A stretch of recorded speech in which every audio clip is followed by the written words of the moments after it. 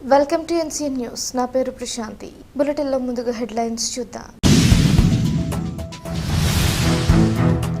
గోదావరి పుష్కరాలకు ప్రత్యేక దృష్టి సారించాలి.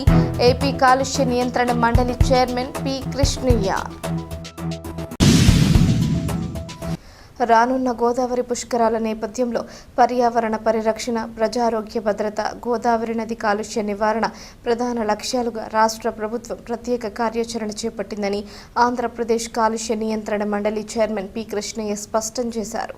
రాజమహేంద్రవరంలోని స్థానిక నగరపాలక సంస్థ కార్యాలయంలోని సమావేశ మందిరంలో జిల్లా కలెక్టర్ కీర్తి చేకూరి అధ్యక్షతన ఆంధ్రప్రదేశ్ కాలుష్య నియంత్రణ మండలి చైర్మన్ పి కృష్ణయ్య సమక్షంలో సమీక్ష సమావేశం నిర్వహించారు. ఈ సందర్భంగా పి కృష్ణయ్య మాట్లాడుతూ గోదావరి పుష్కరాల నేపథ్యంలో ఘన ద్రవ్య వ్యర్థాల నిర్వహణపై ప్రత్యేక దృష్టి సారించాలని, అందుకు ఇదొక చక్కటి అవకాశమని అన్నారు. సుప్రీంకోర్టు దేశవ్యాప్తంగా మన వ్యర్థాల నిర్వహణపై ప్రత్యేక దృష్టి సారించిందని, నూతన ఘన వ్యర్థాల నిర్వహణ నియమాలు 2026 అమలుపై ప్రతి స్థాయి ఉద్యోగికి అవగాహన కల్పించాలని అన్నారు.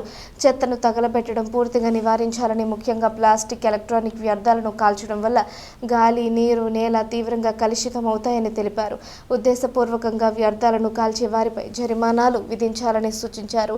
ఈ సమావేశంలో రాజమహేంద్రవరం నగరపాలక సంస్థ కమిషనర్ రాహుల్ మీనా, ఏపీ కాలుష్య నియంత్రణ మండలి చీఫ్ ఇంజనీర్ రాజశేఖర్, జిల్లా పంచాయతీ అధికారి వి శాంతమణి, ఆర్ఎంసీ అధికారులు, మున్సిపల్ కమిషనర్లు, ఎంపీడీఓలు, గ్రామీణ నీటి సరఫరా, ప్రజారోగ్య శాఖ అధికారులు, స్వచ్ఛాంధ్ర కార్పొరేషన్ ప్రతినిధులు, కాలుష్య నియంత్రణ మండలి అధికారులు తదితరులు పాల్గొన్నారు.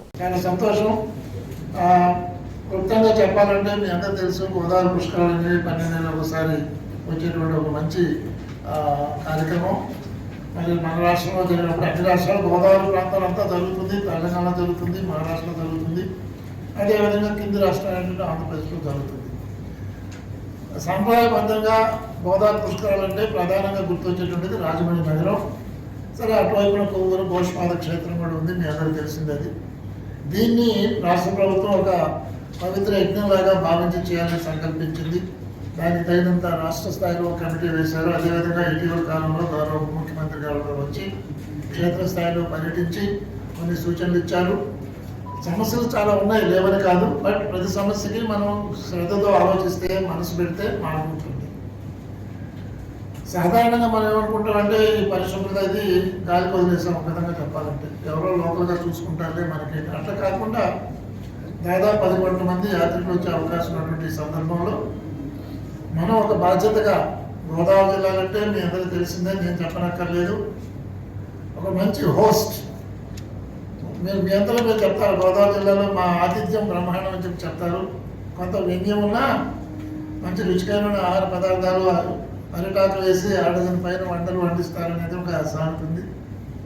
సరే, ఇంకా పెద్దవాళ్ళు అయితే అల్లుడు గారికి ఏదో 30 రకాలు 40 రకాలు కూడా వచ్చించి వీడియోలు చూశాను. అంటే బేసిక్ ఏంటంటే గోదావరి జిల్లాల వాళ్ళకి మంచి ఆతిథ్యం ఇచ్చేటువంటి మంచి హోస్ట్ అనే మంచి పేరు ఉంది. దాన్ని నిలబెట్టుకోవాల్సిన అవసరం ఎంతైనా ఉంది అనేది ఒకటి. రెండవది, దేశం మొత్తం మీద ఎక్కువ మంది వచ్చే అవకాశం ఉంది. ముఖ్యంగా ఉత్తరాది రాష్ట్రాల నుంచి వస్తారు, ఒరిస్సా నుంచి ఎక్కువగా వస్తారు. పరిశుభ్రత పట్ల ప్రత్యేకమైన శ్రద్ధ వహించాల్సిన అవసరం ఉంది. దీనికి వచ్చేవాళ్ళు అన్ని రకాల యాత్రికులు వస్తారు. బాగా చదువుకున్న వాళ్ళు, డబ్బుండేవాళ్ళు, పేదవాళ్ళు అందరూ వస్తారు.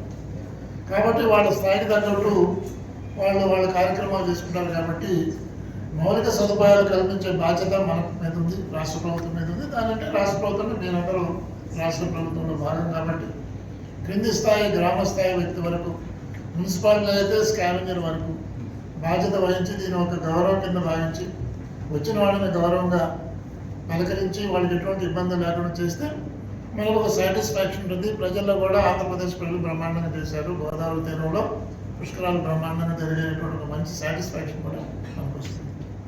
అయితే చెప్పడం సులభం, చేయడం చాలా కష్టం నాకు తెలుసు. అదృష్టవశాత్తు నేను ఈ గోదావరి పుష్కరాల్లో చాలా కాలంగా అనుభవం వచ్చింది నాకు. నేను ఇక్కడ 1979లో ఈ జిల్లాలో శిక్షణ పొందేటప్పుడు అప్పుడు గోదావరి పుష్కరాలు జరిగాయి. రాజమండ్రిలో మొట్టమొదటిసారి పుష్కరాలు ఏంటో తెలిసింది. మీకు రోడ్లే ఉండవు పుష్కరాలప్పుడు, మీకు తెలుసు కదా, లాట్ ఆఫ్ వెహికల్స్ వెళ్తాం.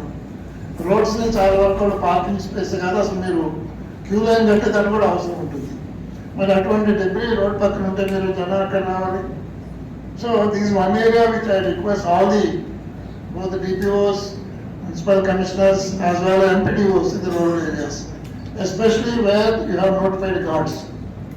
ఎక్కడెక్కడైతే యాత్రికులు వస్తారని చెప్పి పిల్గ్రిమ్స్ వస్తారని మనం అనుకుంటున్నామో ఆ వచ్చే దారిలో ఉన్నటువంటి రోడ్లని ఇప్పటి నుంచి మీరు ఒక కన్ను వేసి రోడ్డు మీద చెత్త వేయకుండా చూసుకోవాల్సిన ఫస్ట్ ప్రయారిటీ.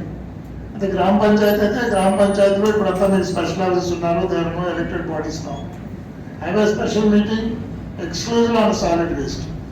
ఈ డంపింగ్ సైట్స్ లేకపోవటం వలన గ్రామాల్లో రోడ్లే డంపింగ్ సైట్స్ కింద వాడుకుంటారు. మీరు చూడండి, ఏ గ్రామానికి వెళ్ళినా గ్రామం స్వాగతం కూడా మీరు ఆర్చెస్ కడతారు, ఆర్చ్ కిందనే డంప్ ఉంటుంది.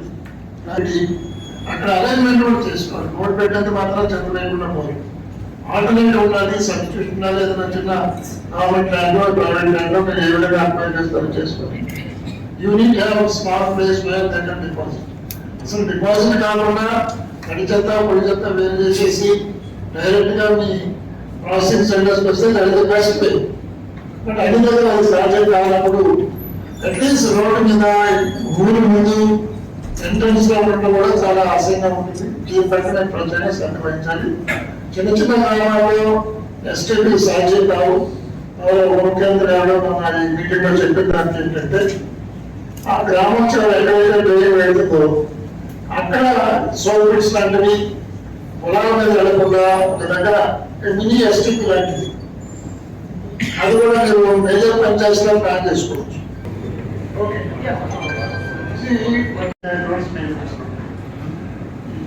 ఏ ఆర్ఎంపీ రోడ్ అయినటువంటి ఏ ఎన్హెచ్ అయినటువంటి అందులో ఈ మధ్య వాళ్ళు ఈ కాంట్రాక్ట్ బేసిస్ రోడ్డు పక్కన ఈ కన్స్ట్రక్షన్ ముందు మోటివేట్ చేయండి, ఎడ్యుకేట్ చేయండి, ఎవరైనా అలా మోటివేట్ చేయండి, అక్కడ బోర్డ్స్ పెట్టండి, పంచాయతీలో పబ్లిష్ చేయండి, సోషల్ మీడియాలో చెప్పండి. మొత్తం ఆ ప్లాస్టిక్ అంతా సిగ్నేట్ చేశారు.